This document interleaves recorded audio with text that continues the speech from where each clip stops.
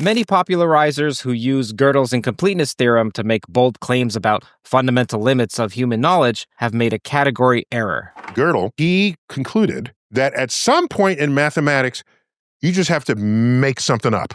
Gödel's theorem shows the limitations of almost every theory of reality. My favorite is consciousness. There is a hole at the bottom of math, a hole that means we will never know everything with certainty. Today I'll cover misuses, why they're misuses, and I'll also talk about what Gödel's theorem actually says, because to state it in its catchy, glib form misses the necessary rigor required to know its domain of application. The TLDR is that Gödel's incompleteness theorem is about axiomatization, not epistemology.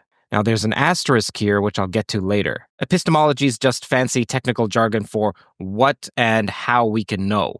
So, knowledge. Knowledge. The gist of Gödel is that someone can hand you any concrete, mechanically checkable theory, let's call it F, and Gödel's machinery then spits out explicit arithmetic statements, maybe a busy beaver statement, that F, your little machinery here, can neither prove nor disprove. Those sentences set a hard ceiling for that particular proof verifier, even though you yourself can always zoom out, beef up the axioms, and push the line further. See this excellent exposition here by Scott Aronson on that. As for these other more pop sci videos, I used to believe these slogans as well. It's difficult not to be seduced by the mysticism around Gödel's theorem. That changed for me personally when I was at the University of Toronto. It was there that I took a course where part of the final exam was to actually prove Gödel's first incompleteness theorem, assuming only a specific model of arithmetic. Now, this was tricky because not only did you have to be acutely clear in each line of reasoning, but you had to properly understand the assumptions. For instance, what does it mean to be powerful enough to encode arithmetic? Power's not a math word in this context. What are we, Thanos? What's arithmetic? What's a model? What's an interpretation? What's a universe in model theory? What's the difference between syntax and semantics? Now, I bring this up not because I'll be assuming you know these, but to emphasize that theorems are all based on terribly tedious assumptions that one can't just gloss over. Gödel was a mathematical genius, one of Einstein's closest friends in his later years. In 1931, Gödel blew apart Hilbert's program in a single stroke. He severed mathematical truth from formal proof. He also fixed exact limits on axiomatization. He also helped lay the bedrock for computability theory. And he also guaranteed that these undecidable problems will exist forever. And that's all just from 1 year. Add Gödel's completeness theorem, which yields the compactness principle, also the constructible universe, which proved the consistency of the generalized continuum hypothesis with the axiom of choice. And then, of course, his rotating universe solution that he gave to Einstein as a 70th birthday present, where there are time travel solutions in general relativity. All of that is fantastic and can't be understated. Now, let's get back to that one-liner. Gödel's incompleteness theorem is about axiomatization and not epistemology. Questions in the field of epistemology are questions that deal with the nature and sources and limits of knowledge. The nature of knowledge even includes defining what knowledge is. Now, this isn't trivial. You can see the Gettiers problem and the recent deep dive with Jennifer Nagel. Link will be in the description. On the other hand, Gödel's incompleteness theorems are regarding what can be proven within a formal system. Now, every word here is important. First, notice that there's a plural, and that's because there are two incompleteness theorems. The one that most people talk about when they mention his incompleteness theorem is the first one. Actually, something you should notice is that I keep saying Gödel. That's just my English pronunciation of his name. You're stuck with it. Formal has a specific meaning, and within also has a specific meaning. The claims of Gödel's theorems are of a different domain than the claims in epistemology. The confusion between this has led to some wild misinterpretations, allowing pundits to import metaphysics through a linguistic loophole. You know I'm a fan of rigor on this channel, so let's at least be slightly more rigorous and clarify what Gödel actually proved. Any consistent recursive axiomatization of arithmetic is incomplete. Again, each word here is important. If you have a formal system that's consistent, so it doesn't prove contradictions, and it can be mechanically checked, so that's the recursive axiomatization, then there will always be true statements capable of being stated within that system, but that can't be proved within the system itself. Neither can you prove its negation. Sounds profound. However, unless you already think knowledge is a single fixed formal system that we are trapped in Robinson arithmetic, say, then it's difficult to see why this would have any implication on our general limitations, or lack thereof, of knowledge. But why? Well, for one, we use multiple systems for knowledge generation, not just formal. We also use informal reasoning like intuition. We also use empirical observation. As an aside here, you may wonder, but Curt, wait, doesn't Penrose have something to say about this? Doesn't he have an argument in this domain? Yes. And I've spoken to Penrose twice. I'll place links in the description. And at another point on this channel, I'll cover where what I'm about to say in this entire video either agrees with Penrose, diverges from him, or is independent of him, a side over. Now, furthermore, unlike what you may infer from Russell's 200-page proof of 1 + 1 = 2, we don't actually use axioms to justify our knowledge. Instead, we use our prior established mathematical knowledge to justify the fittedness of some axiomatic system. So it's directly the opposite. Russell himself even remarked about this. In some sense, using axioms to justify our knowledge would be like building scaffolding to support the ground. Sure, it's impressive, but entirely unnecessary. Anyhow, even further, we didn't need Gödel to tell us that there exist some facts about math that will forever be beyond our grasp. Why?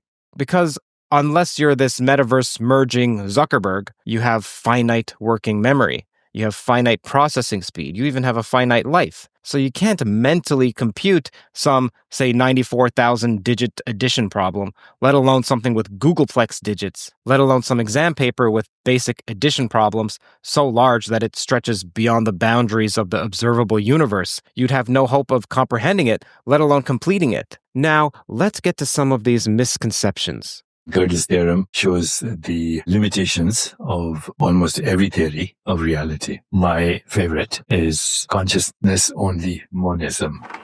No, not exactly. Gödel shows only that formal, recursively axiomatized systems of arithmetic leave some arithmetic truths unprovable. Nothing in the proof even mentions consciousness, mind-matter dualism, non-dualism, or a purely rational description. As Gregory Chaitin likes to say, truth outruns proof. But that's a fact inside math. It's not carte blanche for metaphysics. It's important to be clear in one's presentations of mathematical and physics material. Actually, I was scheduled to speak with Deepak in person on this channel, but I told his people, respectfully, that I would have to question him on some spurious uses of quantum physics if he was to bring that up, and then they canceled the day before the scheduled interview. Note that this wasn't Deepak canceling, it was someone or some people on his team. For all I know, Deepak has no idea about any of this. Can mathematics be constructed as a completely self-consistent set of rules? And Gödel concluded, and it's not just because he pulled it out of his ass, he can show that at some point in mathematics, you just have to make something up. Now, this one is an odd one. It sounds like what Neil is talking about is just axioms, which are what you assume to be true. But Gödel didn't show that you have to have axioms. The necessity of axioms is a fundamental prerequisite for the kind of formal deductive systems that Gödel was analyzing. So Neil deGrasse Tyson was accurately describing the nature of axioms in some sense, although I would disagree with that we just make anything up. But he mistakenly presents this as the core revelation of Gödel's incompleteness theorems. Also, as we mentioned with Bertrand Russell, you aren't looking for arbitrary axioms, but rather your axioms are justified by their consequences. I've heard Michio Kaku say that Gödel's theorem implies that we'll never know a theory of everything in physics, but this is another misstep. Incompleteness is about proof-theoretic closure, not about differential equations describing nature. Philosopher Graham Oppy points out that Gödel places no a priori barrier on how well equations can model empirical data. In other words, Gödel doesn't equal epistemology.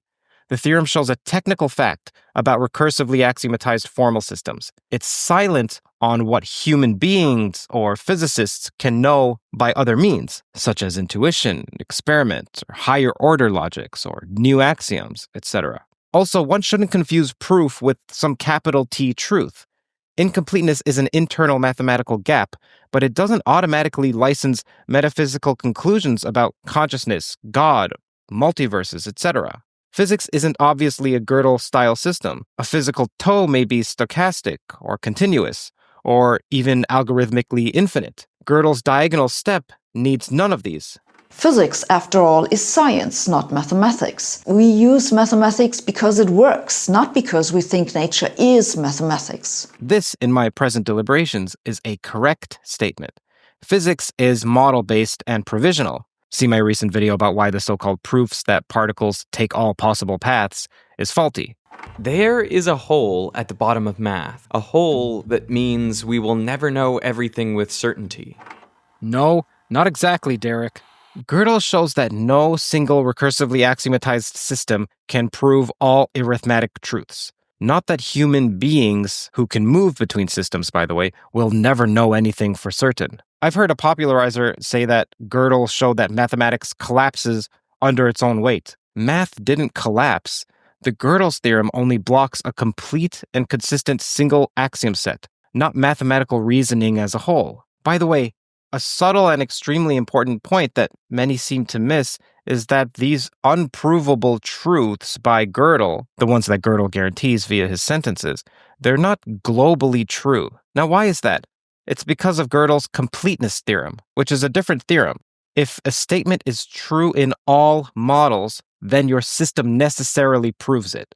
And this contradicts its unprovability. Therefore, any undecidable statement is true in some models and false in others. It counts only as true relative to a certain model, and it's usually the standard one. So these unprovable truths aren't some stash of universal facts forever beyond reach. They're actually model dependent. Now, you may get the impression that, wow, these experts, they don't know what they're talking about. But that's not the correct takeaway. These are extremely bright and precise people. What's funny is that I find most physicists are quite humble and tentative when it comes to ontological or epistemological claims behind closed doors. You can see this on this channel itself, this Theories of Everything podcast that I have. This is something that I try to elicit because I treat this podcast like office hours, as if I'm privately in a professor's office asking questions and I don't care about the audience. And the professors, they notice that.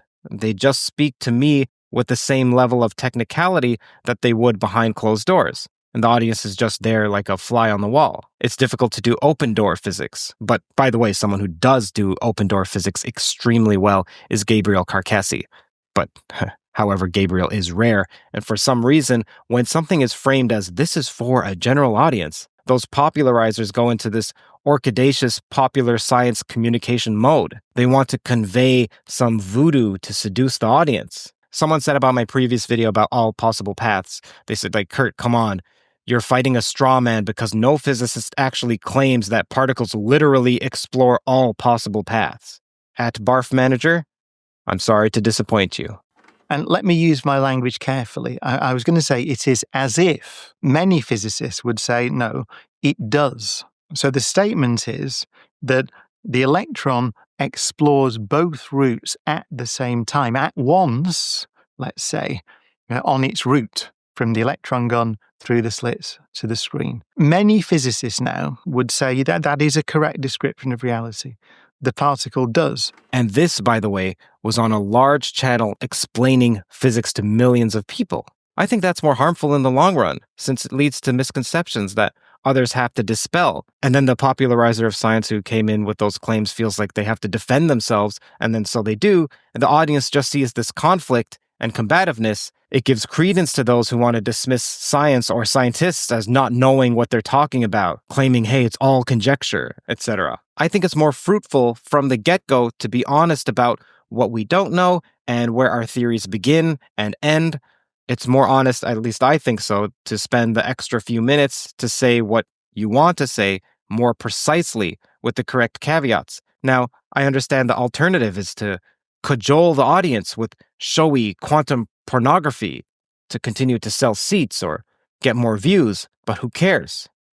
Who cares if that's at the expense of adding more confusion, or even worse, making the audience feel like they understood something on a deep level, when what was presented was superficial, with analogies that don't hold up under just 2 levels of question asking. I would imagine that acknowledging shortcomings, or these asterisks, openly enhances long-term trust by demonstrating a commitment to validity over reputation. Now, again, a refrain on this channel is to not wholesale buy what anyone is saying, not even me. You have to listen to the arguments and not be swayed by pomp and circumstance. One always has to ask, what is the specific argument? Understand it.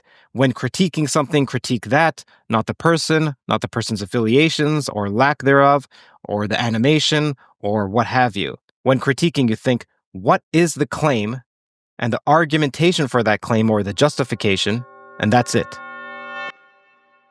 Getting back to incompleteness, our inability to grasp most of the theorems of arithmetic or Robinson arithmetic has nothing to do with Gödel and everything to do with our finite cognitive capacities. Even if we somehow overcame these Gödelian limitations, these mundane constraints would still prevent us from knowing many, if not most, mathematical truths, like those high digit span tests that we talked about earlier.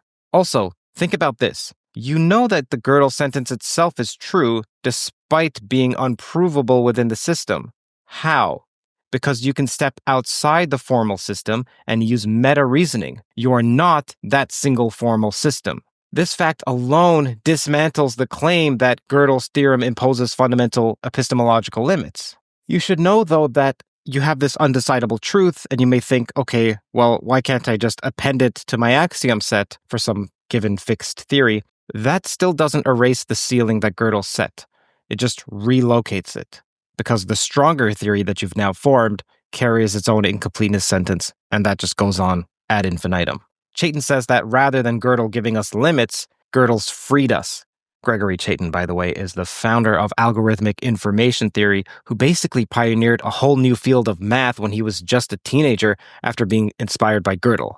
I view it as saying that mathematics is creative and will always be creative. Gödel incompleteness is really good news. It's not bad news. It's not a closed system. It's an open system. Now, let's get back to that asterisk that I talked about earlier. It's that every computable proof engine is an axiom system. So what, and what does that mean? Well, Gödel's theorem still marks objective limits on what such an engine can certify. Now, the tie to epistemology does come from our tie to relying on these external proof checkers for these undecidable theorems. The Paris-Harrington theorem is another example, as it shows there exist statements that are unprovable in piano arithmetic or what have you, yet are actually proven using other mathematical resources. Therefore, we have knowledge of these truths despite them being unprovable in one formal system. So, as Graham Oppy points out, when theologians compare our knowledge of mathematics to our knowledge of God,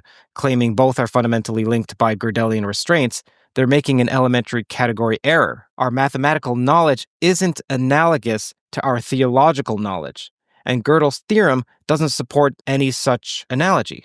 Likewise, when continental philosophers invoke Gödel to defend notions of radical indeterminacy or undecidability of theories, they're misapplying a precisely defined mathematical result to vaguely articulated philosophical positions. Now, someone asked me, but Curt, doesn't Gödel imply that our knowledge is partial? And I'll just summarize this conversation. I'll put a link on screen. I asked in response, what do you mean by partial? Do you mean finite, like some decidable theory? And the conversation partner said yes. And I then went on to explain that Gödel relies on an infinite arithmetic. Otherwise, every theorem could be listed in full because the set would be finite, and membership then could be mechanically decided by a straightforward brute force inspection. This person was then saying, oh, okay, so then should we not use Gödel's theorem as a simile for knowledge? And then my claim is that knowledge is quite slippery here. The point is that the Gödel sentence is constructed using the assumption that the underlying formalism contains the whole of elementary arithmetic, meaning you can always form numerals of unbounded size and prove addition and multiplication facts for each of them, etc. And that unboundedness is the infinity that's baked into the proof. So if you impose a hard bound on numeral size, then the whole incompleteness argument never even starts. Even if our minds were formal systems, no one is consistent in their beliefs. Thus, Gödel's theorem wouldn't apply to your knowledge generation anyhow if you're basing your generation on some formal analogy with belief as axioms, since, recall, one of the assumptions of Gödel's theorem was consistency to begin with. Now, it turns out axiomatization does not equal knowledge. To me, that's a huge takeaway from Gödel, although you arguably could have concluded that from the Lowenheim-Skolem theorems a few years before. I wrote a Substack post about this, and I'll place a link on screen and in the description. Note that I worked on this video on and off for a few weeks writing the script, and I tried to simplify it, but I decided it was better to be honest with you about the complexity and tell you the details, along with signposts and references for you to learn more, than to try to wow you with some cursory response that may leave you saying, "Whoa, my mind is blown," but then a day later you're left scratching your head like, wait, what did I actually learn? The overall lesson is that Gödel's incompleteness theorem is an extremely specific theorem with extremely specific assumptions that are quite thorny to untangle. Gödel sharpened vagueness by pinpointing concrete arithmetic statements that no fixed, consistent, computable axiom set can nail down. The relationship between formal systems and human cognition isn't straightforward, and while we aren't identical to current formal systems, the extent to which human reasoning can be modeled computationally is nowhere near settled. See the Church-Turing thesis applied to mind, for instance. To draw epistemological consequences from Gödel requires teasing out each of these assumptions, and much of the time, such as the quotations that I've cited before, when people say that Gödel showed that there's some human limitation, you have to pause and decode, because the decoded version is most often a resounding, no, not exactly.